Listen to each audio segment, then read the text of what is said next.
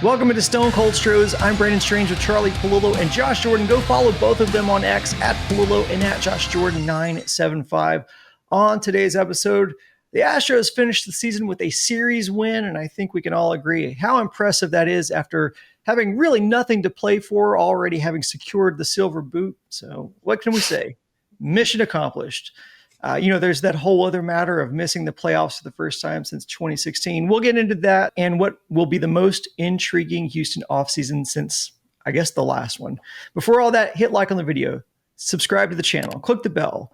We're also on all your favorite podcast apps where you can listen to the episodes. Just search Stone Cold Stros. And while the Astros regular season may be over, fall and winter will still be stone cold season as we aren't going anywhere. As Dr. Phil would say, we'll keep it right here. Charlie and Josh, welcome in.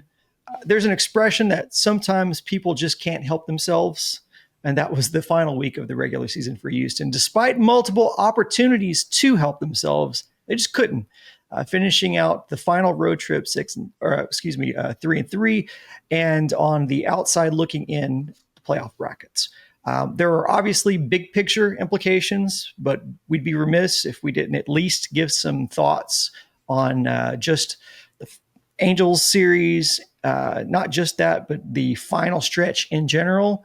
What were some of the final lessons learned down the stretch about the state of the 2025 Astros, Charlie? I don't know if I'd call them lessons, but if we were writing the epitaph, it would be, yeah, they had a lot of injuries, but they just weren't good enough. Now, let me up front, for those who are with pitchforks and torches, two completely meaningless wins, obviously, the last 2 days. Christian Walker with a big 2-home-run game Saturday and then a 4-home-run outburst on Sunday.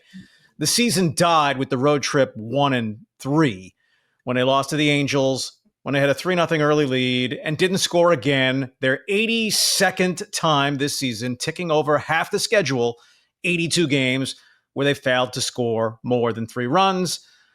They go 3-33 in the last 36 such games. Just not a good enough team. We've talked about the pitching injuries, especially the starting pitching injuries, overblown in alibiing for the Astros season.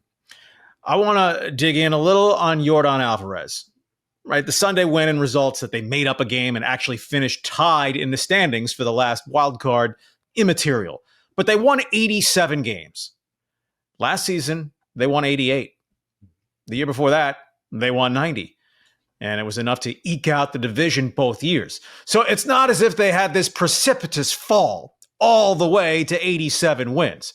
It's just the Mariners were better, came to town, beat the hell out of the Astros, and that was that. But as we talked about really over a couple of seasons worth, this is no longer a really good team. It's an okay team, but not good enough to overcome too long a stretch this season where it was a bad team, right? 30-40 over a 70-game stretch to their elimination. But 87 wins. Don't throw the baby out with the bathwater. Look at the New York Mets, who into June had the best record in baseball at 45-24. They went 38-55 the rest of the way and missed the playoffs entirely. Well, as it worked out, the top-heavy National League, 83 wins, enough to get the Cincinnati Reds that last wild card. Location. 87 wins, not good enough to get the Astros in this year. But Yordan Alvarez, as Jim Crane and anyone else in the Astros organization, medical staff, baseball staff, and then to those like us, fans. Lessons learned: don't be jackasses in evaluating injuries. Do you think it's possible that Yordan Alvarez, who played, 48 games the entire season, without a misdiagnosis and then jerking around, and why would we send him for further examination? Compounding the injury where he missed an additional month beyond if we give a pass the first time around in the fiasco, the additional month that Yordan missed. Yeah, go take batting practice, big guy. You think he might have made the difference in one game? 1.5 worth of WAR that could have put the Astros over the top into the postseason? Hey, Isaac Paredes blew a hamstring, missed a lot of time. Alex Bregman missed a lot of time. Giancarlo Stanton played half the season. Toronto's big free agent acquisition, Anthony Santander, barely played. Bo Bichette, the American League hits leader, missed the last 3 weeks of the season. So, frankly, I don't care about Paredes, even Pena. That was a big loss. Injuries happen. Everyone deals with them, especially on pitching staffs. But Yordan, organizationally, the Astros self-inflicted the further wound that maybe kept them out of a 9th consecutive postseason. That was a big mistake, Charlie, for sure. And with margins this close, I mean, losing Yordan in the Rangers series and then you lose Pena in the Mariners series, I think if you had those guys, you would have squeaked out another win. I mean, it was still that close. But they didn't. They were hurt. And we can't remember that what Fromber has turned into down the stretch here. Outside of his final start, he was good, I know, but too little too late. How often we've been saying that. So it's been a lot of things. It's just injuries, the team regressing, players not living up to expectations. It just wasn't their year. They're lucky they got off to a good start, but the injuries just kept coming and they couldn't overcome it. And then the reinforcements that you tried to get at the trade deadline, it just didn't work. The offense was just awful after the trade deadline. And then the pitching got a lot worse too. And even losing guys like Souza and Ort on top of losing Hader. I mean, it's just almost everybody but Abreu and King went down at some point in time. So it was just one of those years where things snowballed and pretty much every area of the ball club, they took their lumps. And the other big thing is the farm system killed you because you're not getting anything out of Bryce Matthews yet. I know he had a home run in the finale. Jacob Melton's not somebody you're counting on going forward. And Chandler Rome made a point in his article that the Astros went and added Sanchez and Urias and Correa and all these guys because they weren't confident in what they had in-house. And that farm system's not looking any better at this point. So they got a lot of work in front of them, that's for sure. Yeah, look, there are so many angles, and, well, it's the longest offseason. We've had to spread out the content over a longer period of time than there's been over a long period of time. At one point during the season, in games that Framber Valdez or Hunter Brown started, the Astros had a record of 26-9. Then Framber went into his funk for a month and a half. Hunter Brown tailed off. He didn't fall off the table, but Brown had a 1.84 ERA through 17 starts. Over his final 14 starts, 3.21, which is still very good. But when your bullpen faltered the second half of the season, the offense was never good. The Astros actually wind up 8th in the American League in runs scored per game, so just below the middle. But we know it was too feast or famine, and all the times where they didn't even score 4 runs. But the 1-2 aces, where the Astros were winning 75% of their starts into the second half of the season, they went 12-18 over the combined last 30 starts. Hunter Brown, Framber Valdez. That was not enough to hold up in a really close race. And on the offense, to just throw a couple of numbers, scoring this year was actually up slightly in the American League. The Astros finished the season scoring 54 fewer runs than they did in 2024. The Astros 2025 version scored 141 fewer runs than they did just 2 years ago in 2023. Most specifically, yes, Kyle Tucker was really missed. I mean, they gave over 1,000 plate appearances to guys who offensively just stunk. And the thing is, most of them, the expectation was they would stink. Chas McCormick was awful in 2024, worse in 2025, more than 100 plate appearances, but not as many as Taylor Trammell had, a career 177 hitter. Cooper Hummel, 104 plate appearances, 170 career hitter. Cam Smith, the last 3 months of the season, frankly belonged in the minor leagues. He hit 150 over his last 55 games or so, and with much reduced playing time. And Mauricio Dubon, he packed basically all of the good of his season into that 1 week midseason where he hit 4 home runs in 6 games on that road trip. Just an awful offensive player. Otherwise, for a guy who's not a good hitter, basically has no power, he just swings it way too much. And he hit like 180 over his last 40 games. Dubon needs to go. You're not paying him $7 million in arbitration unless Jim Crane just doesn't care anymore about saving a dollar here or there.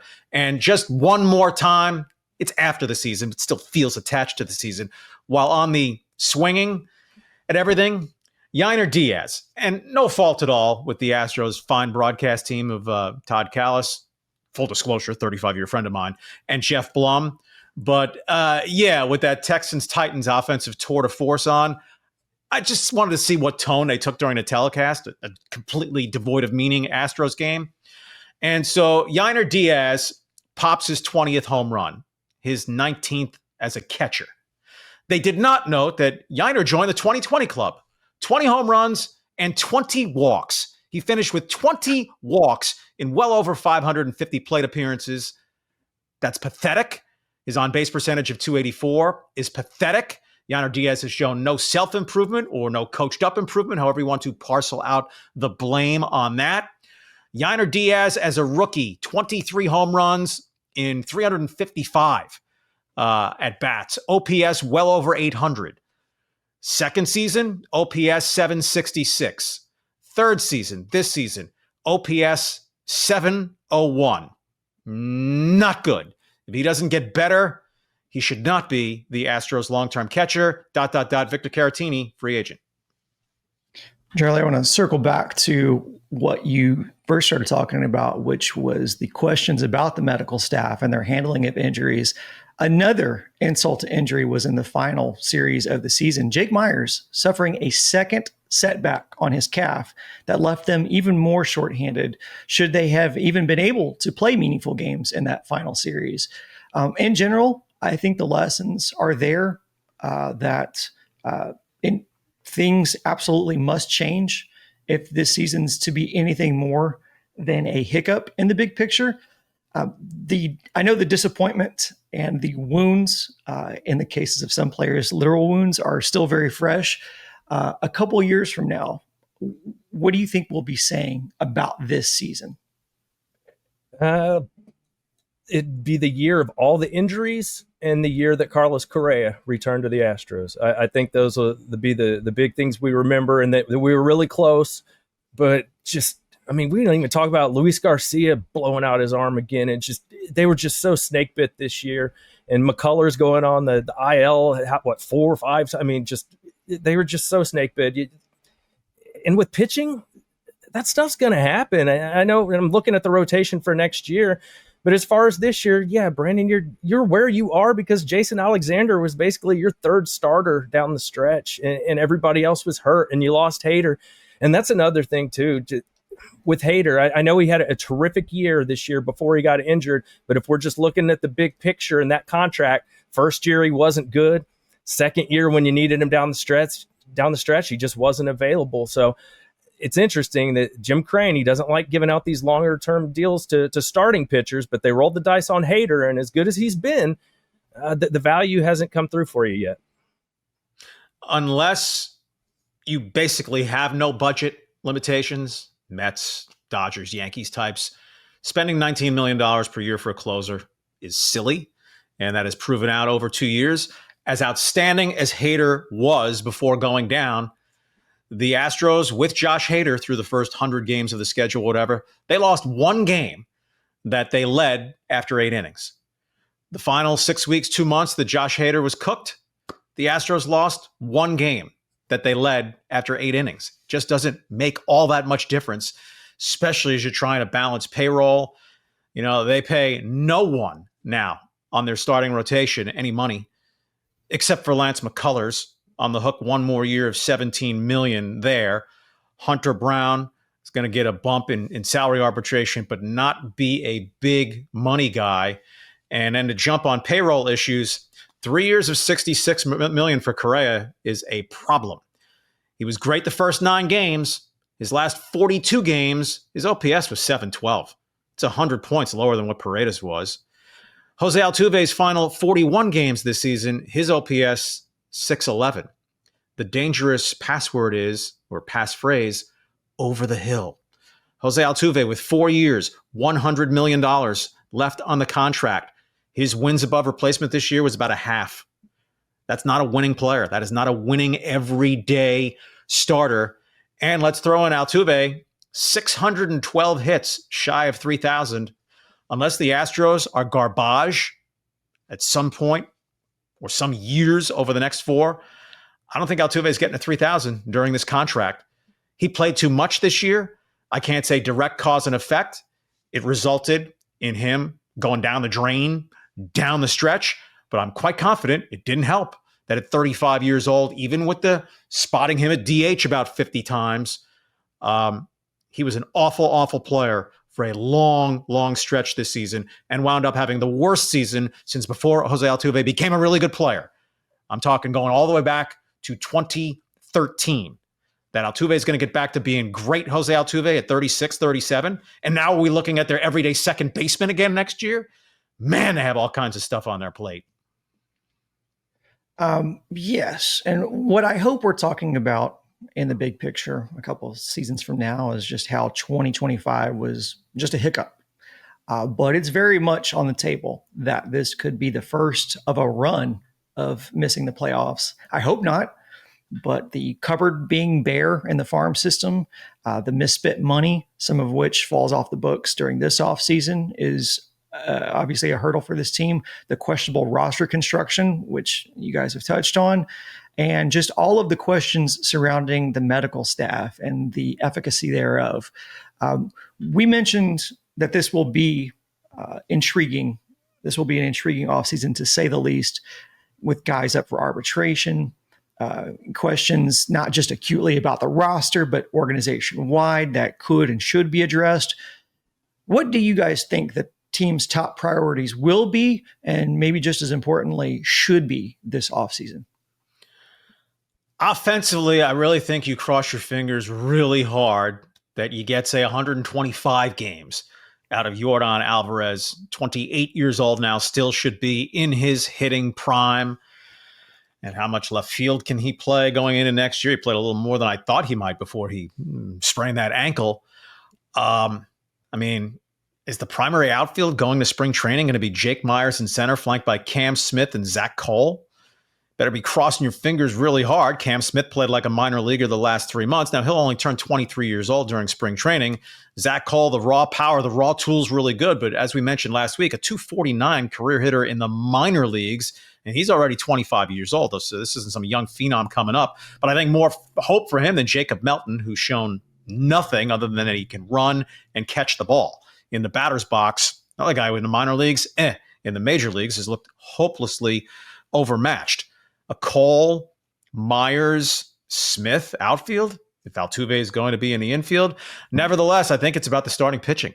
I just don't see how you can be taken seriously as a top-tier contender if you go to West Palm saying, we have Hunter Brown, we have A.J. Bluebaugh, we have Jason Alexander, and then we have a whole bunch of guys coming off injuries that, hey, 2 of them will probably be healthy and really good.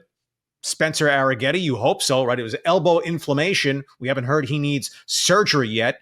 I mean, if you're thinking Brandon Walter was just a really late bloomer, well, he's done for 2026. Ronel Blanco's done into 2026. Hayden Wesneski's done into 2026. And how much would you intelligently count on them anyway? See Christian Javier, the other guy who right now is inked in for 2025. Well, Christian Javier was last a good major league starter in 2022. I think they're going to have to add a starting pitcher that you say the track record is, and then you hope like hell the track record holds up, is going to give you 160, 170 innings of at least good, solid stuff. Or the Astros, as Jim Crane sets the payroll and the plan of attack for Dana Brown, presumptively Dana Brown, to try to execute, how deep in the pool can they swim, right? Fromber, if he's going to get 6 years, 180, good luck to you, buddy, except against the Astros. But Dylan Cease or Michael King, 2 very solid Padres starters, except in Cease's case, the ERA, though the underlying numbers are really good, huge strikeout guy, 30, with the Astros say, hey, we'll maximize his talents. Zach Gallen, Arizona Diamondbacks, was terrible the first 2/3 of the season, then pitched the last third like a guy who's been a top 5 Cy Young guy 2-3 seasons. If they can get in on someone in the 3-year, $60 to $75 million level with Fromber's money gone, Abreu's money finally gone, Montero, Presley, the Astros should be able to get one established pretty good major league starting pitcher to add to a rotation in dire need of such a guy. Yeah, Dana Brown talked about that pitching is the top priority. He always says that, and to Brandon's point before we shot the video, he doesn't always behave that way, even though he talks about pitching being such a priority. Look at the trade deadline. But yeah, I think you got to figure out Fromber, which we know they're not going to give him that money. The other thing's Caratini. What are they going to do there? We know the type of season Yainer Diaz had. Caratini's a free agent. Dana Brown even said we got to figure out backup catcher. So that tells you he's not super excited about what's there with Caratini gone in the organization. The other thing, you got to get this medical staff figured out. Clearly something's going wrong, guys. When does anybody come back and not have a setback? It's an outlier when somebody just has a normal return to play. And see, Jake Myers hurting himself again. I felt like they actually took a little time with him and still has the injury come back. Other thing, the logjam. What are you going to do with Paredes and Walker and Altuve and Jordan and Correa and Pena? Like, how are you going to play all these guys? I don't. The idea of Paredes going to second base, and does that mean that I don't think he can play it? And then is Altuve back to left field, and then you still have the Jordan thing with DHing and playing the outfield. They got to figure something out. They need a left-handed bat. That's something Dana Brown brought up too. He said maybe the trade market is where they go address left-handed bat. And they do kind of have this logjam I'm talking about. So I wouldn't be surprised if we see one of these guys on the move. And then the other big thing, and Dana was asked about this on the pregame show, was they're just too aggressive again. He talked to the hitting coaches before the season and said, we're swinging too many pitches. We're swinging at too many pitches out of the strike zone. And basically, they were one of the worst teams in baseball. Once again, they made almost no improvement this year. They were just chasing pitches out of the zone, attacking too early, letting pitchers, get through 5 innings with only throwing 40 pitches. It's a big problem, and they did absolutely nothing to address that. So I think that's one of the biggest ones right there. Get your medical staff figured out and get a game plan. I know having Paredes back will help. He sees a lot of pitches, but it's more than that. This is an organizational issue that's been a problem for several years. They got to get their arms around this thing. And not one remotely premium hitting prospect in their minor league system at this point. We're not going to count Xavier Nyans, a high school kid they just took, where you're thinking maybe by 2028 he can get into the mix. I'll be surprised at this point if there's not a change at hitting coach or hitting coaches, even if it's just cosmetic. I think they're going to have to do something from a PR standpoint at a minimum. Medically, I want to be clear. I do not have this substantiated, but I was told by someone who knows someone who would be in the know that the Astros internally know a colossal botch job. Numerous medical cases, but again, specifically on Yordan Alvarez, the timeline and the repeated ignorance or stupidity, however it went down. But it would be a public self-flogging or opening yourself up to it to say, yup, between us and the Methodist people, our medical partner, what a bleep show that was. What I was told was one of the key Methodist Astros liaisons was told, you're out of the picture. You're out of the way. We're not going to make a pronouncement about this because we look as bad as you do. But that kind of turnover, the evaluation and action may well have already begun. Yes. And you guys touched upon all the major aspects, but I do want to circle back to besides or beyond the hitting coaches getting scapegoated symbolically or for PR reasons, whatever happens on that regard, I think the strikeouts, the decision-making on the bases, and the offense's inability to bring guys home in scoring position have to be addressed. This team absolutely must find a way to address the offense so guys like Hunter Brown and whoever else you may bring in that's part of that starting rotation actually get the run support they need to collect W's. And we talked about this before we hit record here, but according to USA Today, Dana Brown has a club option this year. So that is something that is up in the air. If Houston moves away from Dana Brown, I think there needs to be expediency if that's the way they go, so that we don't get a repeat of the offseason that followed the 2022 season, which is partially responsible for the place that we find this team at right now. And I know there's a lot of people that, want to see Joe Espada's head on a stake. I'm not one of those. I think he's earned another season. If this collapse happens with a full roster, I'd be fine with that. But that was not the case. He had to make food with ingredients available to him. So it was always going to be just some version of chicken salad or lemonade. And this year's dish was just having the best record of anyone not in the playoffs in the AL and a better record than the NL's third wild card or whatever the case is. But there's a lot of questions to be answered. Final thoughts before we jump out on this episode. Yeah, best record of any team not in the postseason. That's being the prettiest girl in the ugly room. Right. That's the 2025 Astros. To geek out a little bit on the offense without overwhelming with numbers, mentioned the Astros finished 8th in the league in runs scored. Finished dead last? The Cleveland Guardians, who make the incredible run, and they'll be playing postseason baseball. The other teams in the American League, Cleveland, just an historical anomaly. Dead last in the league in runs. Their pitching was amazing. Detroit faltered. The other teams that scored fewer runs than the Astros in 2025 American League, the Twins, who quit their season at the end of July and were playing a AAA club, the Texas Rangers, who are playing a AAA lineup, the Orioles, the Angels, the Royals, the White Sox. Everyone else not in the postseason with the Astros 2015, with the exception of the A's and Rays, who actually scored more runs than the Astros, but for pitching reasons and others, also won't be in the postseason. The Astros are no longer a really good team. They have budget issues. They have young, cheap labor issues, and they have aging players issues.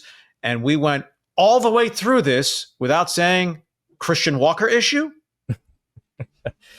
That's a concern, and you wonder if he could be one of those guys they try to move if they can find a partner. Obviously, the Astros have to kick in some money. I don't think anybody's beating down their door to get Christian Walker. We'll see how that goes. I'm just hoping they have a quality offseason where they make some good moves. I'm with you, Brandon. If you're going to replace Dana Brown, okay, but have a plan. Have somebody that you have a lot of confidence in that you think is going to be better than Dana Brown. Don't just do it just to do it or because the fans are upset or what have you. So I think that'll be the big one over this offseason. What happens with Joe Espada? What happens with Dana Brown? Dana said he thinks Joe did a good job, pushed a lot of the right buttons, that it was the injuries that took them down.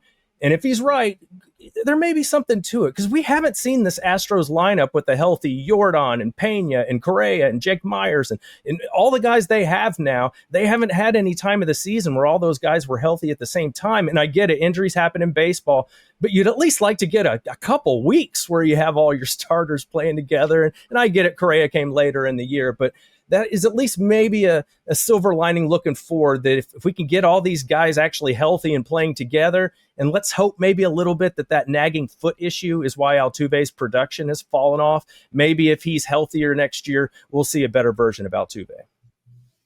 Yeah, despite the health issues, the pitching side of the ball was really able to absorb some of those losses a lot better than what the offensive side of the ball was able to. So we'll see how they address those issues, but there's a misattributed quote that goes, "Don't cry because it's over, smile because it happened." The Astros announced their presence out of the gate in the 2017 season and added an exclamation point with the franchise's first championship. If the story had ended there, it would have been a good story, but it didn't. More dramatic home runs, rivalries with some of MLB's biggest franchises, one of the biggest scandals in baseball, which we could have done without, but it's always going to be part of the story. 7 straight ALCS appearances, 3 more World Series appearances, and one of the most dominant championship runs ever in 2022. Those of us who followed it will always remember names like George Springer, Carlos Correa, Kyle Tucker, Justin Verlander, Farmer Valdez, Lance McCullers, Yordan Alvarez, and others that I'm missing. But I don't think any of them are more memorable or more dramatic than Jose Altuve. It's been truly a golden era of not just Houston sports, but one of the most dominant runs in all professional sports. It was in part the Astros 2004 and 2005 seasons, which reignited my love for sports and inspired me to pivot into sports media as a career. And it's been an absolute privilege, not just having lived through this era, but being lucky enough to cover Houston sports professionally during this run. And while, this season's going to end disappointingly, it was another great season to follow the team. Not to mention being fortunate enough to get to do another season of this podcast with my friends and this community that supports the show on YouTube and iTunes, Spotify, and wherever else you guys consume the podcast. And it's built around all of our common interest in baseball and specifically the Astros. So thanks to everybody. We don't take this for granted. And our plan is to keep doing this thing as long as you guys are willing to have us. One last reminder, if you're watching on YouTube, be sure to click like on the video. And if you listen on podcasts on apps like Apple or Spotify, give us a 5-star rating while you're here. For Charlie and Josh, I'm Brandon saying so long. Thanks for listening. And as always, go Stros.